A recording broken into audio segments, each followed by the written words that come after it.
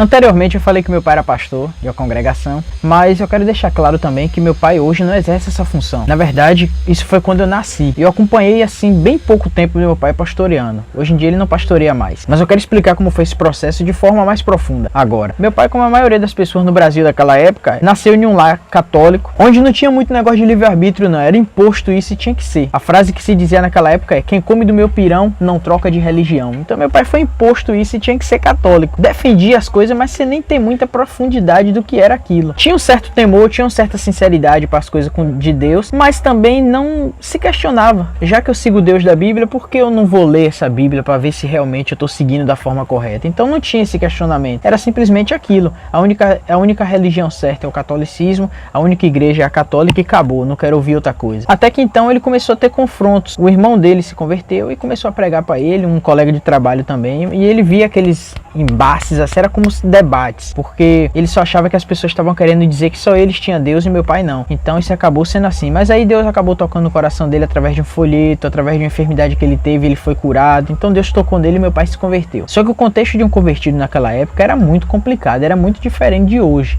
Porque o cristão naquela época, o crente, ele era muito perseguido, era como se fosse um leproso, as pessoas desprezavam. Não vem ele pra cá, eu já fui, tchau! Ô Zé, por que tu tinha que virar logo crente? E o que é ser crente afinal? Ser crente eu sei lá. Se bem que hoje também é assim, mas hoje muitas das vezes é por duas coisas. Primeiro, porque os crentes eles dizem o que é errado e o que é certo, e isso não tá errado, mas tem que ter sabedoria de como dizer. E segundo, pelos escândalos que vêm dos próprios crentes também. Mas enfim, meu pai era desprezado ali, mas uma certa vez meu pai se viu em uma situação um pouco complicada, porque ele viu um cara dando um ataque epilético e ele lia os evangelhos, lia os discípulos ali no livro de Atos e via que eles tinham um poder de Deus para curar. E meu pai se viu naquela situação e ficou sem saber o que fazer. Como eu queria poder fazer alguma coisa para ajudar esse homem. Eu não sei o que fazer. Já sei! Vou para casa estudar a Bíblia. Até que então meu pai começou a perceber que estava incompleto, que faltava algo. E aí, então, depois de um processo, meu pai se tornou ali pentecostal. E depois de um tempo, sendo obreiro, virou pastor pentecostal. E começou a viver esse sobrenatural na vida dele, de forma tremenda. Teve situações de pastores que chamou meu pai para expulsar demônio. Socorro! Socorro! Chamem o pastor! Mas o senhor não é o pastor? É verdade. Mas eu sou um pastor tradicional, eu só prego a palavra, eu não sou pastor dessas coisas. Precisamos chamar um pastor pentecostal aqui. Teve várias situações na congregação do poder de Deus estar na vida dele ali, ele libertar pessoas. Se ajoelha agora. Não vou me ajoelhar não. Você vai se ajoelhar sim, porque está escrito que todo joelho se dobrará e toda língua confessará que Jesus Cristo é o Senhor, para a glória de Deus Pai. E tudo isso foi acontecendo. Só que foi passando o tempo e meu pai começou a comparar a igreja primitiva com a igreja que ele estava ali levantando, fazendo, e ele percebeu que tinha algo assim meio estranho, porque ele se via como que coando água com a peneira. É como se ele estivesse fazendo uma troca. Ele se santificava, se consagrava e o povo não fazia nada disso, mas em troca o povo dava o dízimo. Então é como se ele tinha que se santificar pelos outros e o povo não estava tão preocupado com isso. Será que vocês poderiam me ajudar a levar o fardo de vocês? Mas a gente já ajuda, a gente dá o dízimo. Então o que é que meu pai começava a fazer para tentar corrigir essa situação? Começava a surgir indiretas, situações ali para pessoas específicas. A pessoa que vive em um relacionamento sem ser casado está praticando fornicação. E muitas das vezes essa pessoa, ela está com a camisa listrada azul e uma barba ruiva e um chapéu branco na cabeça.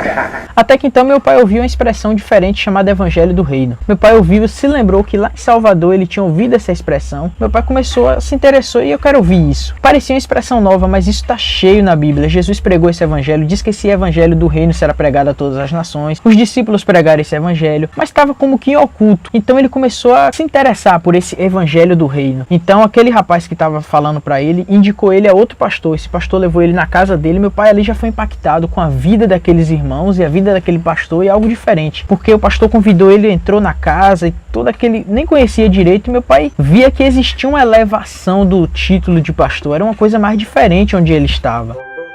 Bom dia, Cardoso tá aí? É pastor Cardoso. Mas ele tá ou não tá? Tá sim, meu jovem. É que eu quero falar com ele.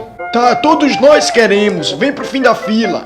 Então meu pai começou a ouvir o evangelho do reino e foi comparado 3 tipos de homem: o incrédulo, o religioso e o discípulo. E meu pai se viu no meio do religioso ali. Apesar dele ser pastor evangélico, mas ele se viu no meio do religioso. Ele não era discípulo, ele entendeu a necessidade de se tornar um discípulo de Jesus. O discípulo é abnegado, negou-se a si mesmo, abriu mão de sua própria vontade, e ele percebeu que não vivia isso. Então ele começou a pregar esse evangelho no meio da congregação lá. O povo começou a ouvir e começou a ver que tinha algo diferente. E a coisa estava tão complicada naquela congregação que as próprias pessoas já não estavam aguentando mais. E quando meu pai começou a trazer esse evangelho novo, que na verdade não é novo, as pessoas começaram a, poxa, tem algo diferente aí. Até que meu pai chamou o presbitério daquela congregação e rompeu com eles, e foi estar com os irmãos aqui. Eles não entenderam muito bem, e eu até entendo eles, porque aconteceu ali de alguns pastores também romperem com aquela congregação, mas cada um formou a sua, então ele cresceu ministerialmente. Ele era um pastor sujeito a outro, de repente ele se desvinculou e foi um pastor ali dele mesmo. Mas meu pai foi diferente, meu pai desvinculou daquela congregação, desvinculou do cargo de pastor, e ele nem líder é, nem discipulador.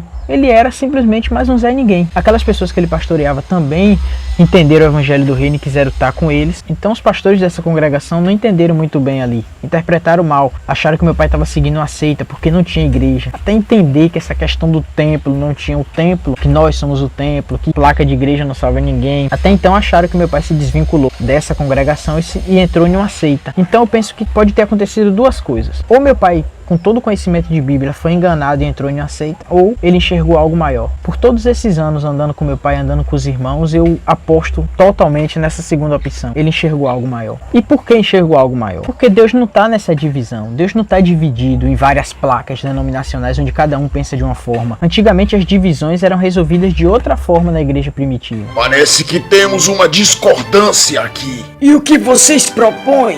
Vamos até os apóstolos para esclarecer.